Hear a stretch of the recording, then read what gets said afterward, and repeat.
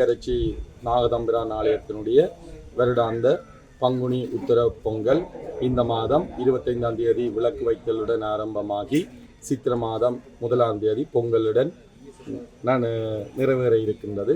அந்த வகையிலே இந்த விழாவுக்கு இலங்கையிலிருந்தும் பல்வேறு பிரதேசங்களிலிருந்தும் பக்தர்கள் வருவார்கள் என்ற அடிப்படையிலே இந்த விழாவுக்கு வருகின்ற பக்தர்களுடைய நன்மையை கருதி அவர்களுக்கான வசதிகளை வழங்குவதற்காக பல்வேறு அரச திணைக்களங்களுடன் இணைந்து ஒரு ஆலோசனை கூட்டம் எவ்வாறு நாங்கள் இந்த ஒழுங்குகளை ஏற்படுத்தி கொடுப்பது என்ற வகையிலே ஆராயப்பட்டது.